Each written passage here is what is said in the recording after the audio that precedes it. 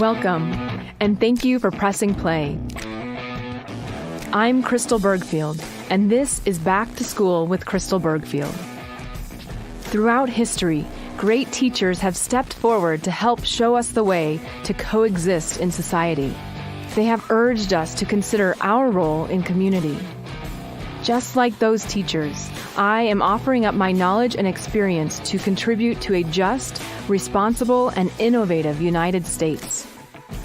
Through storytelling, interviews, and in-depth discussions, I will dive into the issues that plague our society and highlight new ideas that could contribute to a healthy nation. This podcast is part of a larger curriculum to educate Americans about our society. Find your seat, take a breath, and prepare to expand your mind, your heart, and your reality. Welcome, friends, to Back to School with Crystal Bergfield. Today I have fellow truth seeker in the treehouse, A.M. Pfeffer. He is the hanged man. I'll let him explain all about this shortly. But first, let me welcome A.M. Pfeffer. Thank you for coming to play in the dirt today. Oh, one of my favorite places to be. Thank you very much for having me, Crystal. You are more than welcome. I'm excited to have you here. Your book, you just finished a book called Of, By, and For the Hanged Man, which for everyone listening, go out and buy it right now. I started reading it last night and could not put it down. It's amazing. So much truth. Thank you. Yeah. So I'd love for you to start to just share a little bit about yourself, and we'll get into that hanged man piece and what that really means a bit later. But if you want to share what you want to share, and you share a lot in your book, so people really get to know you. But what do you want to share here? Yeah, I mean, obviously in the book, I share it all. And that's the idea, get it all off my chest and promote vulnerability. I think that's a big thing where we all need to be these days.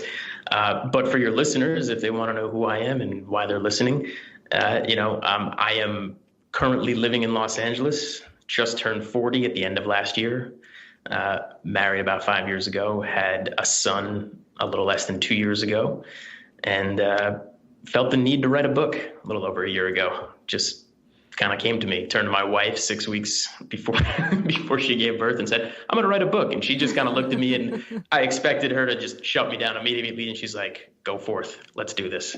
Nice. So she's supportive of you spreading the truth. She is my biggest supporter, and I love her for it. That's beautiful. Thank you. So your book is called Of, By, and For the Hanged Man. Can you describe or share with the audience, what is the hanged man? I'm happy to. The hanged man is a depictive figure based on the Norse god Odin. So originally, the Norse god Odin hung himself upside down from a tree. I mean, obviously, we're talking about a fictional character here. But he hung himself upside down, and he was the original truth seeker. He was the world's first truth seeker. And he did so specifically because he wanted to see the Germanic ruins in the Well of Erd. I know we're traveling down a big rabbit hole with that, but the prophecy grew, and that turned into what is known as the hanged man. And the idea of the hanged man is finding truth in your own contradictions. To be upside down, to be hung upside down is a place you want to be. Find a different perspective and find that perspective in your own contradictions, or in other words, truth in its opposite form. That's the hanged man. Nice. And I'm going to quote from your book here for just a moment. So for the listeners, a little setup about this book. AM actually asks quite a few questions from a different perspective, and he answers the questions. So somebody is asking the question. So AM, and you've hung yourself upside down and discovered truth in your own contradictions. And AM answers, oh, I most certainly have. Contradictions regarding tolerance, loyalty, morality, and prosperity, to name a few more. And now I'm ever fucking eager to share the truths discovered. Hell, I'm downright obsessive with the truth. Your truth, my truth, the whole world's truth, damn it. Because to survive and thrive as the screaming cacophony of misinformation all around us loudens by the day, the best possible perspective is required.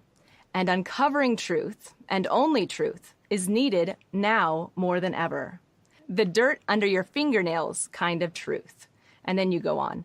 That's some dirt. That is some dirt, specifically, literally and figuratively, some dirt right there. By the way, that was awesome, and I might have you start coming to my readings and doing them for me because that was great. Thank you. Thank you. So, and as I was reading your book, I'm a very expressive person, so I'm reading it like, yeah, and the fucking truth, man. Let's get into it. The fucking truth. Let's get right to it. So why did you write this book? Love that question. There are a dozen reasons, maybe more, but if I'm going to pinpoint one, we're going to go with Trump.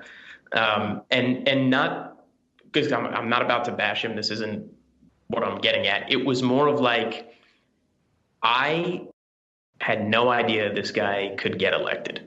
That's really what it came to. Like, okay, there's just no way he's going to win this election. We all believe that. And it was like, when it happened, it was like, okay, I need to learn. I think I know a lot, but I know nothing because he did. And I wanted to take this journey to understand why.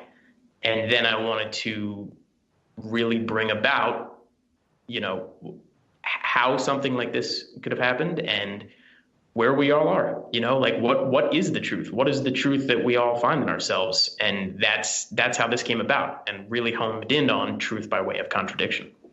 Yeah.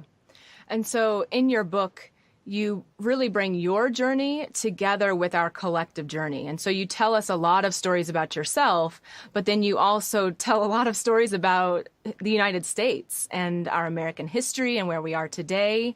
How does that fit for you? Or tell us a little bit more about that.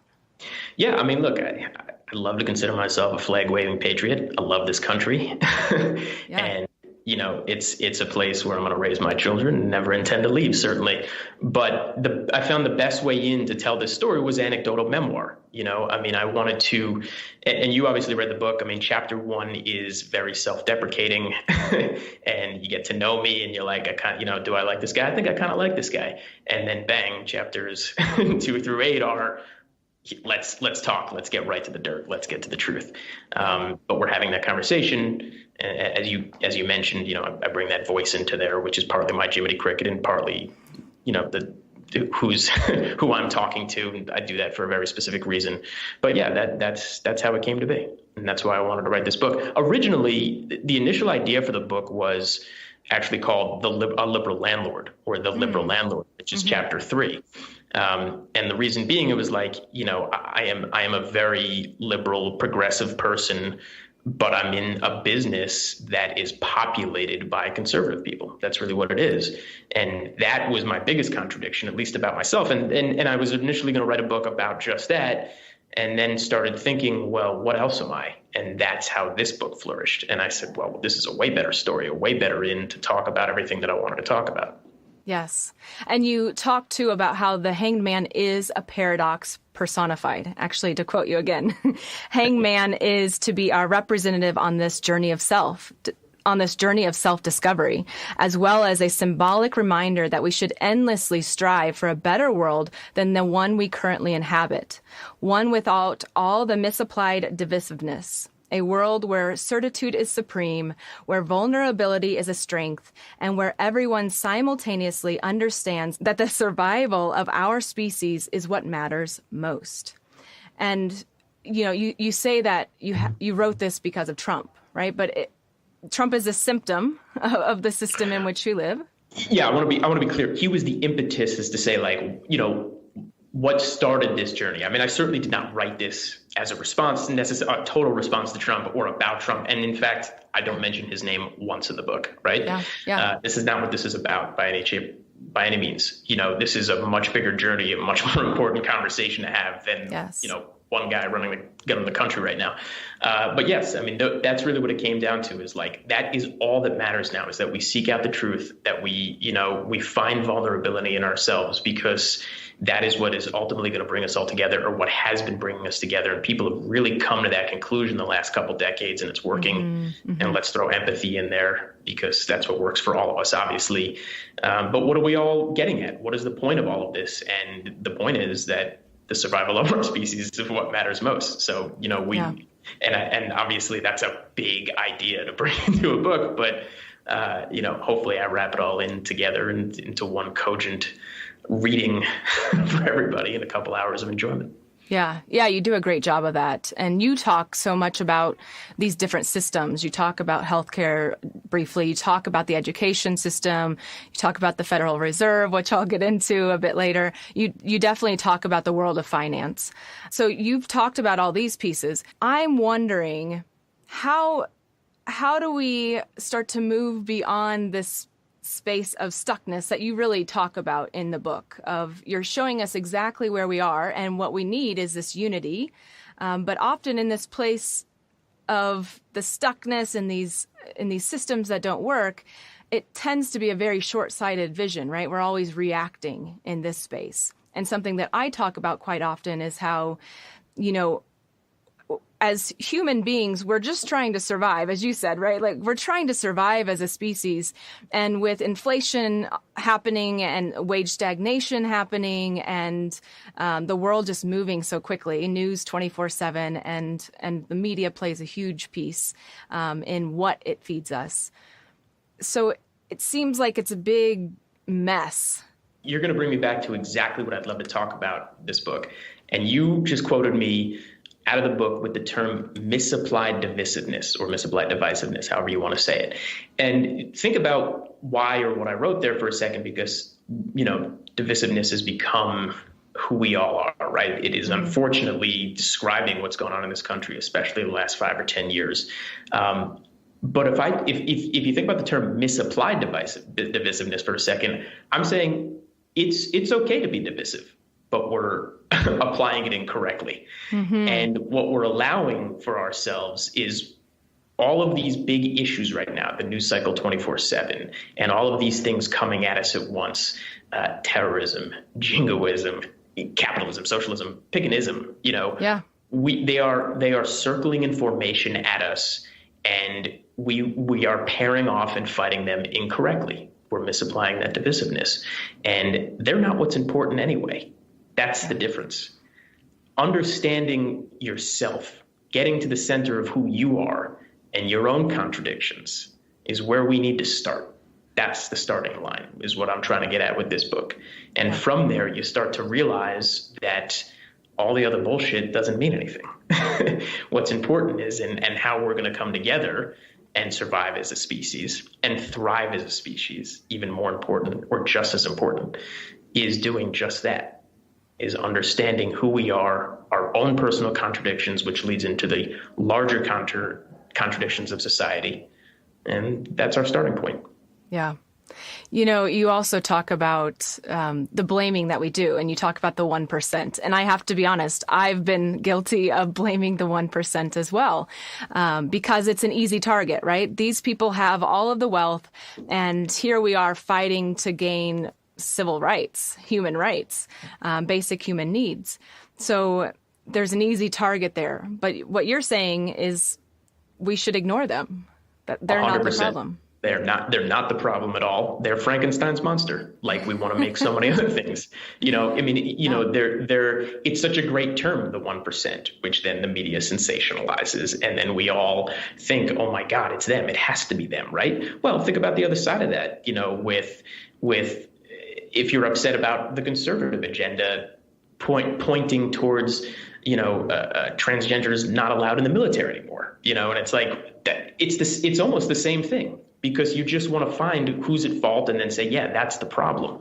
And if we keep doing that over and over again, we're missing the real idea of like what has caused the income gap. It's not the 1%. They are just that. They are 1% of the population. And I'm saying in the book, like, in a capitalist society, which is who we are, and that's not going away anytime soon, someone's going to rise to the top. And what number are you okay with? 5 times as much that they have of everybody, or 1 million times as much? They're like, let them go do their thing. What the rest of us just want to be middle class. We want to raise our families. We want to pay our mortgages, and we want to live our lives like we should.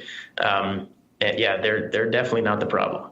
Yeah. Well, and they're a symptom, right? Or they're a product of the system. They're a product. That's exactly right.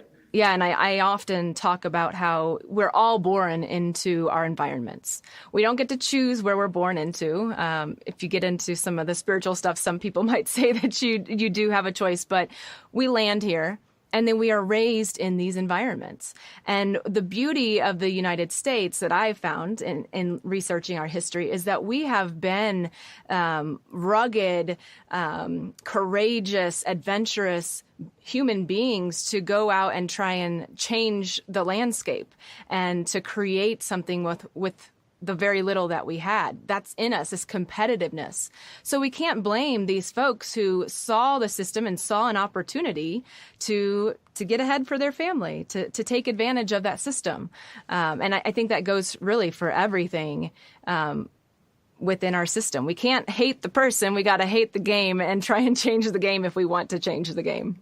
Love everything you just said, and the specific words of rugged and individualistic. And inside the book, I talk about rugged individualism, which has been a very big thing in this country, and is the spirit of the United States of America, right? That's who we all are and want to be, and it's everywhere. It's in the southern part of the United States, all the way up to Silicon Valley, all the way up to New York City. That is who we are and what we should always want to remember about ourselves, because that's what makes this country great. Absolutely. This fearlessness that we have, right? And I think a couple of things here. I would like to hear one of, how do we take this rugged individualism and bring that unity, recognizing that community is important, and as a society, as a nation, we can't survive without one another. So if you could address that, and then I'm going to ask you something else too. Yeah, it's a great question. Everything in life has symmetry, right? You have to remember that there's a mirror image to everything. So if you want to be a rugged individual, well, the other side of that is you're still going to be part of a community. We're not all just going to be hermits living in the woods, and it's, you have that right. You want to be that, right? But we are still a society, 330 some odd million of us, and we must remember that, and we're all working towards a common goal, to flourish inside of these United States. That's how we do it. That you must remember that everything is two sides of a coin. Yeah. If you're disappointed in someone, it means you love someone, right? If you're disappointed in something, it means you love something. And that's probably where we're all at right now, is that we're all disappointed in each other, or so it feels that way, because at the end of the day, we all still love each other. That's a good thing. We need to all remember that.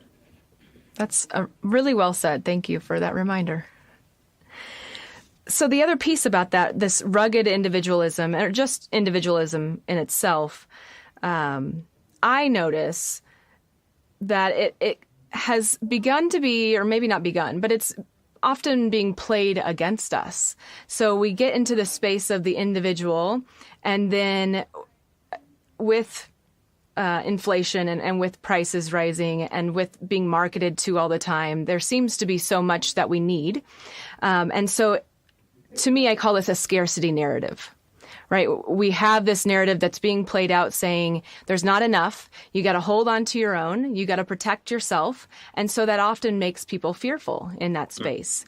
And in a fearful individual space, it takes us away from that rugged individualism of having the courage. That really is what America is known for, is this fearlessness.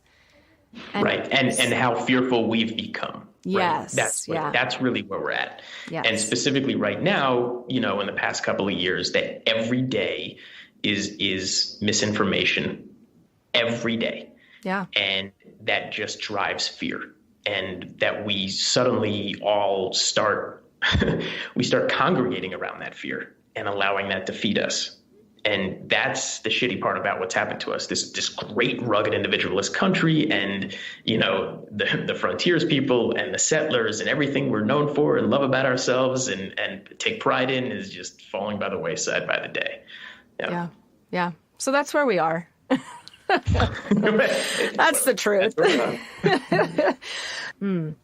Let's talk a little bit about our history and We were just talking about that rugged individualism. So let's keep going there for a moment. And you talk about in the book, it took grit, courage, and some booze to get to where we are. To head westward? Yes. Which I love, right? That's the honesty. And to come back to that hanged man, right? That it's the truth seeker, regardless of whether this truth is soft and warm or it hurts like hell. The truth is the truth. And we, as you were just saying, we've moved away from telling the truth, from this space of objective truth, because we all have our individual truths, and often I think that some people don't even know what their truth is, and so they get lost in what other people feed them. So what's history told us? Like, what can we learn from our history so that we don't continue down this same path? You and I are both history buffs here. Yeah, look, that's a great question. I mean, but which facet of history are we looking at? Are we looking at, economics? Are we looking at race? Are we looking at politics? Or are we looking at all of it as a whole? Mm-hmm. I'll ask you that question. What do you want to focus on? So much. I mean, we could even, in reality, and this is a place that I try and push people, the United States is our collective history here. But if we look at kind of where we've gone off path, if we look at ancient history and look at ancient civilizations who were able to maintain themselves for thousands of years, what were they doing that we're not doing? Because we're still a baby country, and in that babiness, we're already declining. Yes. And great questions. First of all, we all need to be aware of the fact that all civilizations rise and fall. So yes. That's what's very hard for Americans to ever digest, is that we ultimately at some point are going to fall. It just depends how hard we fall, where we fall, can we rise back up again?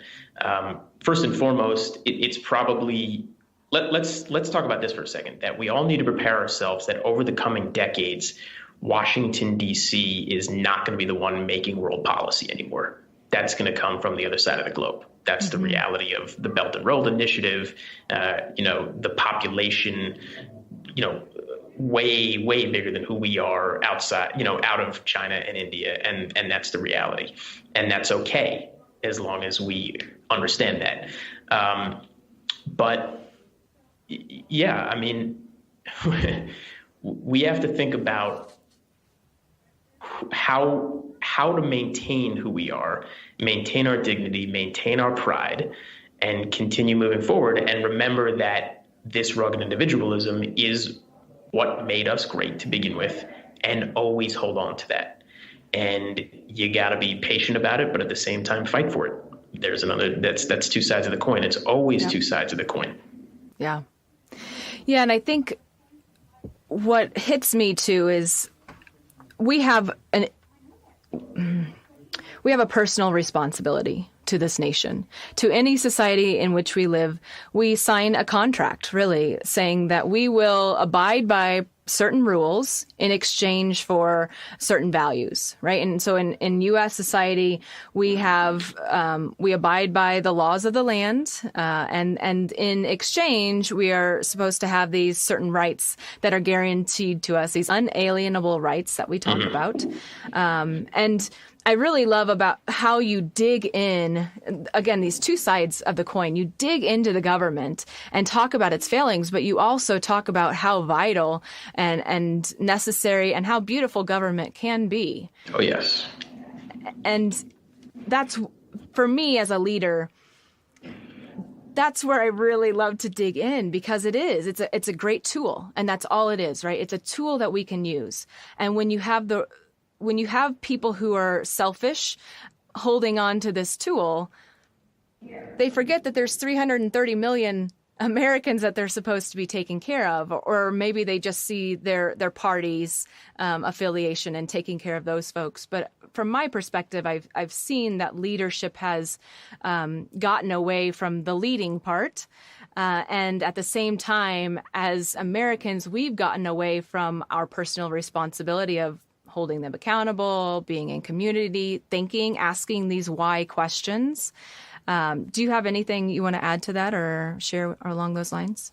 Well, I wanted to turn this around on you now, but if we could, with a segue, because I mean, you talk about, speaking of government, obviously you are running for president of the United States, and Yes. to talk about leadership, I mean, I would ask you, how do you change the leadership? Let's say you're there and you're on top right from day one. What is it that you're going to do to change that leadership? Yeah. When I reflect on the whole of a nation, you need leadership. You need leadership that's able to see beyond where we are now. And what I see right now is that it's a very short-sighted or nearsighted space of leadership, and very much reactive to be, quite honest and real. We've pushed leaders into this space of expecting them to react to these hot topics, right? So it is a relationship that we hold. But to me, great leaders are ones that are able to step back, take an objective look. And I will say from my life's journey, I'm only able to do this because I have hung myself upside down. I've become that hanged man to see my own experiences and to also observe the experiences of people around me. And having traveled this country and been in healthcare, been in education, been in the military, worked for federal and local government, being able to see these things, see their shortcomings, but also see them as this tool that's just not being used really well at this moment, or also seeing those places where it's been used. So for me, they're all tools that I have in my bag.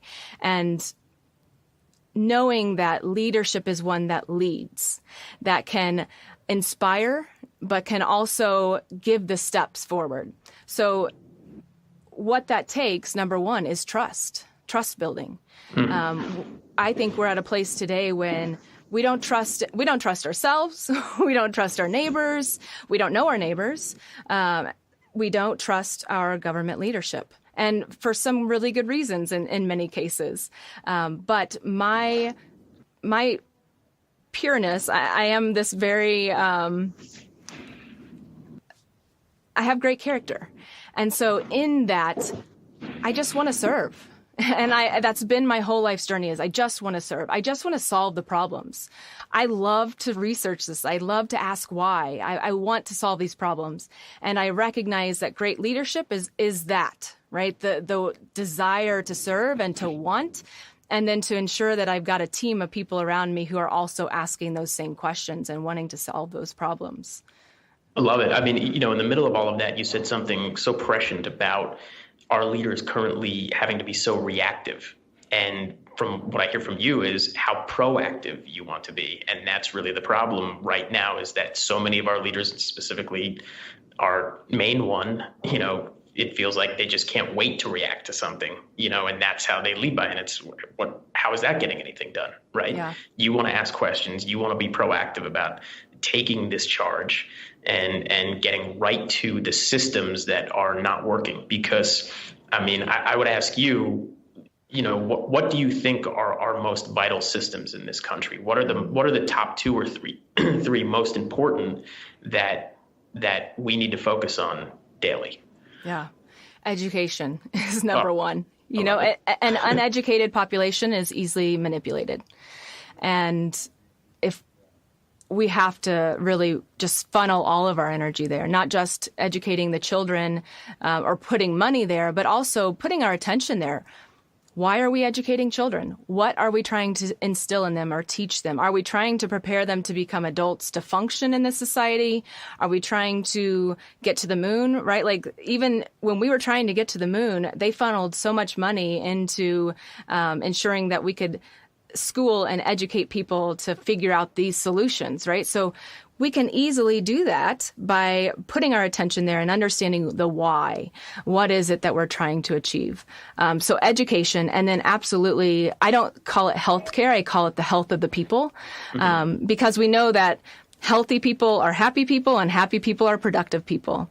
And that really is what keeps a nation going, right? Is this ability to be productive, not just for the system or the machine, but also in our lives, and being artistically productive or emotionally productive. And that health is the root of that. Love it. And first and foremost, look, as a private citizen who has no interest in ever holding political office, I would still love to hear your answer of education, and couldn't agree more. It is undoubtedly the most important thing. Although I want to throw a quick caveat into that, because Please. we are a mixed people, right? Everybody in this great land deserves everything. And that's what we all need to come in agreement upon. And that's the tough part, is like, what is that education? What type of education? Because somebody can look at that and say, hey, I don't want your education or what you think this education is. And that has kept people oppressed for hundreds of years around the world. And we need to be very careful about that and what public education means. Number two, about healthcare, I want to ask about that, because what is your platform, by the way? I mean, where do you stand on that? Are you a single payer system, or do you want to keep private insurers? What do you think is the best way forward? Well, to the healthcare first. I think that the private insurers is problematic for our country. It's a middleman that now we are paying somebody else to have access to something that is supposed to be an unalienable right, this access to health. I think that the education piece comes into that. So I'm not one that is a yes or no vote. I think legislation has its place, has its purpose. But if we rely 100% on legislation, that will be our downfall of just focusing on this one area. We have to begin to have these greater discussions of why and how can we solve these. Many people don't understand that the executive branch itself has over 2,000 positions that it appoints and places people into and has control around and over. And those people are working in Department of Education, Department of Agriculture, Homeland Security, all of these other spaces where there's so much, there's a lack of attention being paid, and yet we can solve a lot of problems in those systems, right? If we look at the Department of Education, it is about educating the people. So can we educate people about health and what that means to be healthy, and educate people about our current systems?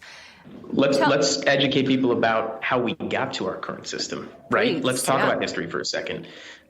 Let's talk about private insurance, or how it came to be in this country that we expect our employers to take care of our health, which is completely antithetical to like what we're all really trying to achieve. Or how did we get to this point, and why is that okay? And really that feeds into a way bigger conversation about why wages were held captive in the 70s and ultimately into the 80s, and then why now all of a sudden there's been this big push for to bring up to $15 the minimum wage, and then how that affects everybody, and then small businesses continue to close. Well, again, everybody wants to point to the fact that it's like it's a problem to raise those wages or to demand that. Well, again, they have to carry employees' health insurance. That's a problem. That never should have been the case. And to bring up history again, how we got there after World War II, where small companies, this was not foisted upon them. This was actually a loophole that they used to get better employees, and they offered it as an incentive because it was tax-free. And then that grew into a much, much bigger thing through the 50s and 60s, and people started utilizing that fact. And the employers thought this was such a great thing. We now have this healthcare and everybody's going to be happy, and then ultimately you'd be like so many other things in history, it becomes an albatross, it becomes a burden, and then we end up where we are today. And then you look at small employers, which has been the backbone of this country forever, because we don't want everything to be some large conglomerate, some large corporation. And then the small employers are forced out of business or forced to cut people, and then say, well, I don't want employees anymore because it's too expensive. Yeah, we've kind of pushed private industry into the space of either making people these ends to a mean, so taking away the humanity in people, or you won't survive, right? And I really enjoyed what you were talking about around capitalism, and how utilizing capitalism at its best allows the government to do what it is really supposed to do. You say it's, how did you say that? It's the desired result. That's what it is. It's what it should be. This word has become prevalent again, socialism, which it hurts me. It hurts my inner ear to keep hearing it, to be honest with you. I don't like the term democratic socialism. I don't like socialism. Sure as shit don't like the term communism. I am a capitalist at its core, and I am an extremely left-wing, left-minded individual. I'm first to say that, but like I am a capitalist through and through. It is absolutely what we all need, I think, throughout the world. The more we can gravitate towards it, it's just a matter of doing it the right way, because the wrong way is what happens when people blame the 1%, getting back to there for a second, or oppression, or it's used for oppression, or it's used to consolidate the wealth. But the desired result of capitalism is not socialism. It's not socialist ideas. It is things like single-payer healthcare system, where it comes from the government. That's what government is for. That's looping back around to what you were talking about. That's the idea of government, right? Yes. And you talk about this too in your book, of how it is they get to provide us right? That's a perk. They get to provide. That's what, yes. And I say it in the book too. I mean, like, in this beautiful democracy of ours, the legislators and people who work in the government, they work for us. We're paying their taxes. We are the landowners, right? Don't ever forget that. And that's my biggest problem with socialism and communism. And unfortunately, the youth of America are all talking about this now. They just don't understand that if you subscribe to either of those policies, you are a property of the state. Mm-hmm. That's strip away everything else and you're a property of the state. That's what socialism is. That's what communism is. No fucking way. That is a non-starter. That is never okay. Well, and I do want to add, though, that we have socialist programs here in the United States. When we look at healthcare in the way that you want to go, that's a tool. That is a social tool. When we look at firefighters and police officers, like, those are paid for by the government to provide a service to the people. But again, that is a product or byproduct of capitalism. That is not, you know what I'm saying? It didn't sprout from socialism. That is just there. Can we use a better word? How about a communal idea? It's a community. It's a byproduct of what federalism should create. That's okay. That is capitalism. That is exactly right. I mean, that's exactly what it should be. And, in defense of these younger folks, and I don't think you're attacking them, but in defense of them, wanting this socialism or this democratic socialism, what I see is that they've grown up in this hyper capitalistic society in which it's gone off the hinges, and it's been destructive in many ways. Now they're at this place, and I love it. You were talking about, we're pushing these younger generations into communism because now they're having to live together to survive. Mm-hmm. And so from their perspective, capitalism is terrible. Mm-hmm. They've never seen healthy capitalism. Exactly. That's your point. And that's the shit of it. And that's a shame. And that's what we need to focus on, is not changing not just gravitating towards what the next bright, shiny object is. Oh, socialism, or this idea of communism. And to loop back around what you were just talking about there, I do mention in the book, these developers create these co-housing places and then spin it as these amazing, utopian, awesome spots, super cool. Like, no, that is communism. That is the dark ages. That is not what we all want. Your habitation should not be that. It's, again, I say this in the book too. Like, I work in a WeWork. We're recording this. I'm in a conference room at a WeWork. Great to go to every day. Love WeWork. Don't want to go home at night where I got to live with 4 other people either. Or share a place it's not healthy. Well, and I do think that there are some folks, because I know a lot of them, who are communal livers and they like to live together and share that space, and they share a garden and they take care of animals together. That's cool. That's your space. And that's not what our system was meant to produce. That's not what we're talking about, though. I mean, of course, if that is what you want, if you really, truly gravitate towards that, yes, absolutely. That is your right, and more power to you. But again, it is being foisted onto people that that's what they should be doing. And then it is ultimately being sold to them that this is a good thing. Mm-hmm. Mm-hmm. Yeah. Yes, you got it. Well, this brings us back to how vital it is for truth seekers like ourselves, these hanged men, to come forward and to be speaking that truth, right? Because these young people haven't seen healthy capitalism. And so that's the beauty of generations. And you even talk about this in your book of generations and how we all have this very specific perspective based on generations. But from my point of view, that's also the beauty of society, of community, is that we can learn from one another and that truth seekers like yourself are able to say, hey, here's a flag. This is what real capitalism can look like. And this is what healthy capitalism can look like. Yes. And thank you very much for saying it. And really glad that you subscribe to that idea as well. I mean, because that's right. Healthy capitalism is such a great term. You should coin that. It's not democratic socialism. It's healthy capitalism. That's a way better outlook, because that is still the backbone of this country. It's something we just want to fix and tweak and handle it appropriately. And again, talk about it in the book a little bit too. Like we talk about, what is the real issue, and where we've ended up with this is privatized everything, and that is very different than private capital and an idea of private enterprise. Privatized enterprise is, this offloading of government responsibility, and then what happens there? You just have companies doing everything for profit off the backs of the middle and lower class. Nope, That's an issue. That's unhealthy capitalism. Mm-hmm. Absolutely. And, I will mention this, and maybe I'll push you a bit here, AM. So one thing that I truly believe in is that along these lines of education, right, the children, they are so malleable, and they're also this little package of potential. They could become anything at a young age, right? With the right resources, with the right tools, they could be anything.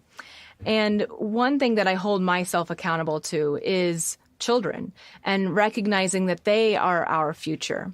And so as we talk about healthy capitalism, it's important for me to also reflect on this. Yes, this is what we built our nation on, and this is what we can correct at this place, because we're not too far gone. We can come back to this. But I still am curious to keep questioning, is this what we'll have in 60 years? Is this system what we'll have in 80 years? Or will it shift? Will those generations who come next have, tools from 15 different types of systems that they put together and are able to mold? But I think that in asking those questions and getting us back on the rails, moving in a forward direction with a vision that we have collectively, it's a lot easier to then decide to shift than coming from it out of a space of fear and not knowing and a lack of leadership, I guess. So, absolutely. To bring this back, because you had mentioned a conversation about the Federal Reserve, here's a perfect time to talk about it, because you just mentioned 60 years, 80 years, or even 15 years from now, a system. I mean, let's talk about when the Federal Reserve began, 1913. So now we're over 100 years, and that is still the central bank of these United States. Now, the Federal Reserve Act that created this has been amended, like so many other acts have, over that period of time. But that's still the institutional foundation of this country. Is that going to be the case in 60 to 80 years? Right. More than likely. You think so? Yeah. Right. And by the way, I'm not a fan of it. And from the little hand gesture you just did, you might not be either. As you say so well in your book, everything is a tool, and when used excessively, I think you put a quote in there, it's not healthy. And, I would say, our overall illness downfall here in the United States is a lack of health in all areas. Unhealthy democracy, unhealthy capitalism, unhealthy bodies, unhealthy minds. We've got a lot of mental illness and physical illness and system illness to really pay attention to and to educate people around these things. Yeah, and as you talk about, I mean, it sounds like you've seen that firsthand. Yeah. You've spent a lot of time on all of those fronts. Yes. So thank you for doing that, because there's not enough citizens who do, and certainly not enough who then want to use that as a platform to lead the country. Yeah. Yeah. And, that is for me, I've found peace through all of the things that I've been through, the mental, the physical, the systemic issues that I've dealt with. I've found peace with it, and I can go off and get along quite easily. But what I found is that because I am a true leader and somebody who is also a nurturer, I'm like this mama bear that is super fierce when it comes to my brothers and sisters. Exactly. We need super fierce mama bear. Right? And so it's hard for me to sit back and watch all of this illness happening when I've hung myself upside down. I've understood the own illness within my mind and my body and in the systems that I was combating, and came out to realize that we can fix these things. There's ways to get beyond the illness into health. And I think that that's something that Americans desperately need today, is to know that we can move beyond our illness. Can we talk about that for a second? Because you're very open about it, and you're very vulnerable to speak on your own website about PTSD. Is this something that is always ongoing, or is it something you feel like you have moved beyond, or is it always a battle? That's a really great question. There are days when I'm like, I'm totally beyond it. I'm good. But then there are little pieces. And how I like to talk about it is that there was a trauma that happened in my life, and not one specific trauma. There were many traumas that happened. And with those traumas, there was a seed that was planted. And that seed, when watered, grew roots. And so the work for me of getting beyond PTSD is to begin to pull those roots, to understand what is this root, or what is the symptom that I'm seeing here, and how can I get to the roots of this symptom. And so as I continue to pull roots, on some days I'm like, yeah, I got this and this is beautiful. And then on those days, for example, this morning I was seeing my physical therapist, and he said, why don't you take pain medication? And that I felt a little root, because the military and the VA healthcare system put me on so many drugs that it dampened my spirit. It dampened my life, really, to the point that I didn't even want to get up the next day. I was hoping and wishing somebody would do something, right? So it's in really finding those roots, and they come up, and it's a beautiful thing that we have the opportunity to look at them when they come up, if we so choose. Yeah, that's great. Yeah, that makes a lot of sense. And thank you for sharing that, because it can't always be easy to speak about. I have one question, because, this is an opportunity on my side of the fence, because you are running for president. And something that really I've been thinking about seriously the past year, a question that I want to ask. This is deep. This is a big one. So I want to ask this. How do you reconcile wanting to lead all of us with the idea that the inevitability of being president of the United States means that you're going to have to make a life or death decision for a number of people, not just one person, but for a number of people? I mean, how is that supposed to reconcile for all of us as private citizens to look at our leader and say, you as an individual want to run for president of the United States, lead us, take care of us, but you're going to execute orders to people's death. Let's just get right to the point. That's going to happen over a 4 or 8 year period. Mm-hmm. How do you reconcile that? To me, it's not a difficult reckoning, actually, because, again, I'm a history buff. I've studied our past presidents and watched leaders throughout history and read about them.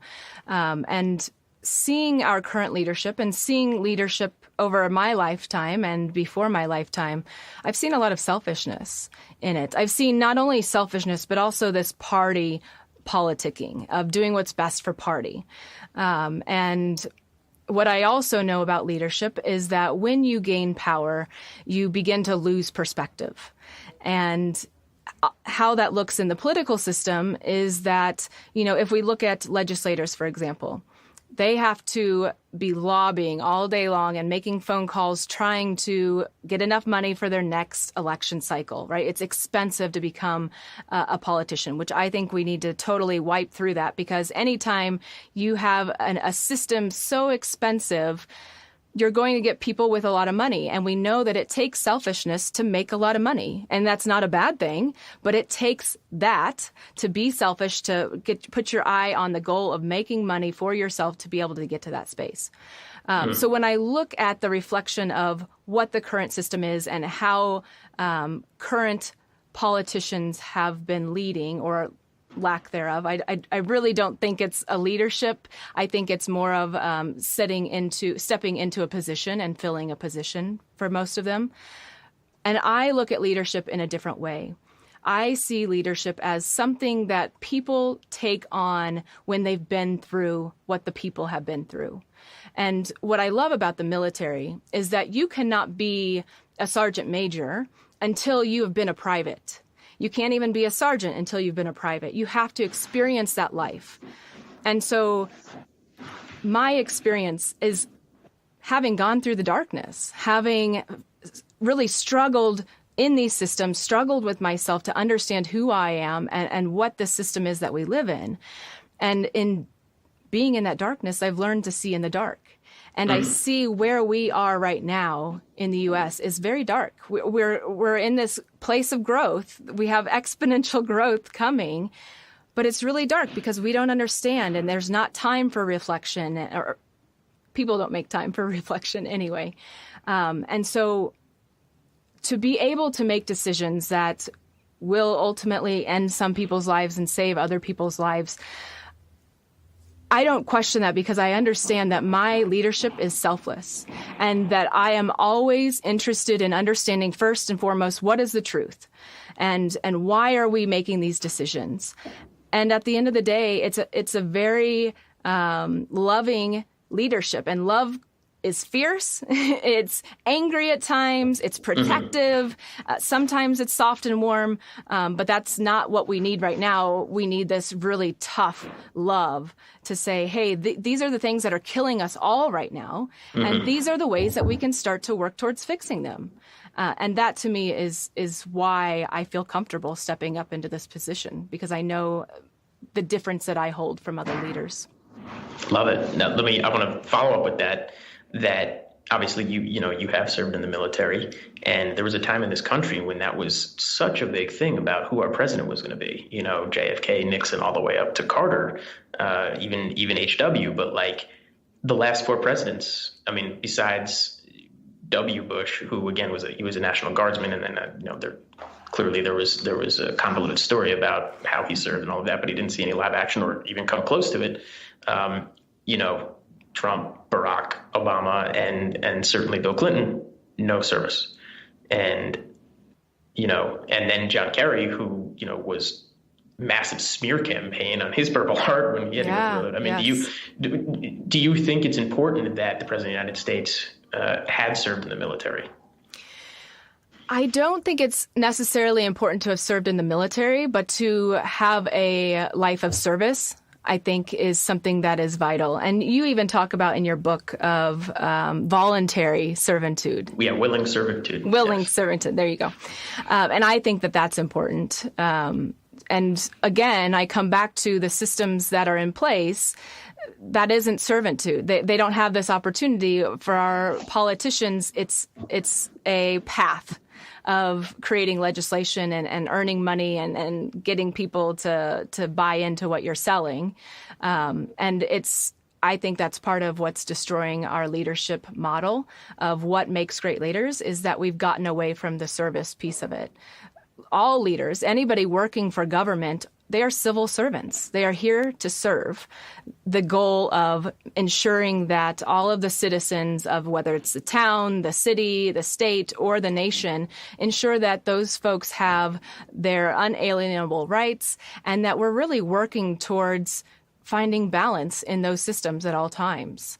And so, service of some sort. And I think great character is something that we lack in leadership today.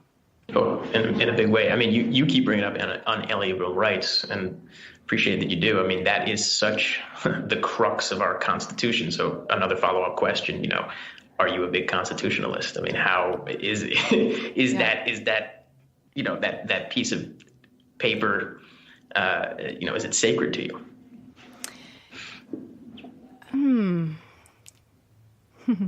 Is it sacred to me? I'll say this, because I am a historian, and I'm a huge reader. I love to read. And words are powerful. And words can set out a foundation. And our Declaration of Independence were words, right? And written in the midst or right at the beginning of our American Revolution to gain our independence, to me, those words were a battle cry for why we were fighting for what we are fighting for. And so words are very powerful. I don't know if I'd necessarily say like it's the Bible or it's sacred to me in that way. I think that it creates this foundation from which we can grow. And I have been one to blow whistles at every corner of, this is what you guys wrote, and you're not upholding yourselves to this. So do we mean it? Do we need to change it? What's going on here? To me, those are the questions that we ask. If we're not upholding ourselves to the Constitution, we need to start asking why. Is it just not working for us, or are you guys just corrupt and you don't give a shit? Right. So that's maybe a little of both. Yeah, maybe. two sides of the coin, right? There we go. Exactly. Right back to it. Exactly. But I do think that there are so many wise words in our history and just the history of humankind. They can really move a country, a nation, a world forward. And one of the things that I would implement as president would be to hold all federal employees to certain values, basic human values that we can all agree upon and operate from. And those include justice or equity. They include responsibility to the people and innovation. And so when we hold people to those, if you're coming in and you work for the IRS, the decisions that you make should be held accountable to, is this responsible to the people? Is this innovative? Is this just? And I think that just those words, right? We can hold people accountable and ensure that we have people of character who are serving the people, right? If we are to be civil servants, we've got to have a foundation of what we expect of people. This is amazing. This notion of innovation, never heard that before. Love this. Okay, justice, sure, we all, it's easy to talk about, and the term equity, have some equity in what you do, who you are, and all of that. We can go round and round on that, but this idea of innovation, this fascinates me, because as we talked about in the beginning of our conversation, we always have to keep moving forward, right? And we got to consider the survival of this species and where we're moving towards or what's coming down the pike. Innovation is key. Constantly. It is what drove this country for the first 150 years. Incessantly, it's how we got to where we did so quickly. Yes. And we talk about, this civilization sustaining itself. Well, we better innovate. And, things move way faster than they did 50 years ago, which moves way faster than it did 500 years ago. And 5 years from now, it's going to move way faster than it did just 5 minutes ago. So yes, that's what we got to think about. And I think too, thinking about innovation in a way as a tool again, right? Like not innovating just to innovate, although that's how we got so many of our great inventions, right? Like the idea of the iPhone, that was somebody just using their creativity. Getting to the moon, that took innovation. Somebody had to think and dream that it was possible. And many people will say, science fiction eventually becomes science. And I'm a believer of that if we can imagine it and believe that something is possible, it can become a reality. And that's my foundation for running for president. It's impossible that somebody would imagine that a working class woman in this system of buying your way into a political office could be president. But imagining that it's possible and imagining that we could actually have a leader, a president who wants to serve the people again, it can bring that into reality. But we have to believe it's possible. Oh, yes. Yeah. So that's love that. Really, that's what you're saying. That's how you're holding fast to the idea of innovation. Just that almost a steadfast belief of what that really means. That's cool. That's very cool. Talking about federal workers again and the fact that they need to innovate. Circle back to education for a second. Think about the curriculum of the United States for the past, since World War II. Everything pretty much stems from World War II. Yeah. The idea was, and everything set in public school was, hey, were teaching you to be a federal worker. That was the idea, is to get a state or federal job, W-2 employee, mid-management, whatever it may be, whether that's in a corporate structure or actually working for the federal government. And then it became a stigma like, oh, shit, if you don't do this right, you can end up working for the federal government. Right. And you ain't going to be too happy about it. And that's where people are now. I mean, It's like either you're in a service sector job, which is 70% of this population, or you work for the federal government. And, most of the people aren't happy either way. Yeah. Right. So what brings us back to wanting to work for the government? I'll ask you that. I mean, how are you going to inspire people to say, come back, it's great working for the government? Yeah. Well, I will say this, at least where I'm at, I live in Westminster. Well, I live in Broomfield, but I worked for Westminster, Colorado city government. And people there are hanging on to their jobs and trying to get in at any angle, because that city government really takes care of the people, and there's health insurance, and you get your 401k, and everything's really taken care of. And there's so much instability in those 70% who are doing these service industry jobs. Most of them don't have health care offered to them, and most of them don't have paid time off. There's a lot of places where they're lacking. And then we talk about all those contractors, right? Like Dijamir, my spouse, He's a contractor, and sometimes he gets the package he needs and sometimes he doesn't. And so he's always looking for stability. And I think that where we are right now, every American is looking for stability. It's as if, we certainly don't have any stability in the White House right now. We don't even know what's going to be tweeted out at 3 o'clock in the morning. And so if we don't have stability, our very foundation as humans is at risk. It's again bringing us into this fear space. So I think that's one huge push, is that if the government, if you're willing to work under these basic human values, saying that you will ensure that you're thinking innovatively and with justice and with responsibility to the people, and you want a job, you should have a job. We don't want anybody to be straggling, or we would certainly like less people on these welfare systems, because when people are working, it gives us incentive, if you will. If we're working and getting paid for our work and we feel like we're being valued, we're intrinsically more happy and more relaxed. Right. So I think that I think the pitch is quite easy when you have quality leadership and a system set up that is honest and transparent, and people can really begin to find trust in their leadership once again. Mm-hmm. By the way, I want to circle back to one thing, so I don't want to misconstrue. I think I threw out the number 70% of our population in the service industry.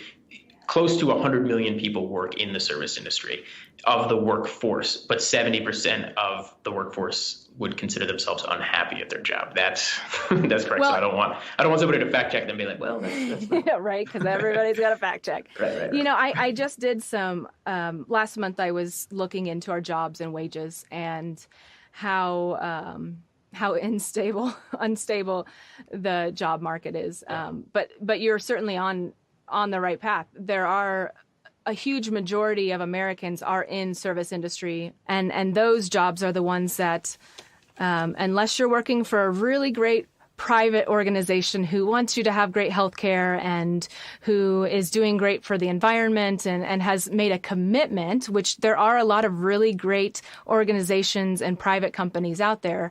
But often those people making the lowest wages aren't those folks that are working for these great.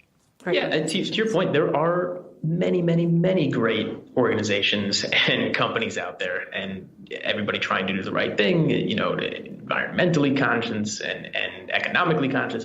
I mean, all of that is great, and it goes without saying, but it's like who's really dictating policy? Right. Mm-hmm. I mean, who are the ones who are actually making the decisions? I mean, they're fewer and far between, and they're fighting the good fight, as opposed to the extremely large conglomerates and corporations who get to say, no, this is how it really is, and we don't want to change because it's feeding our bottom line. Yeah.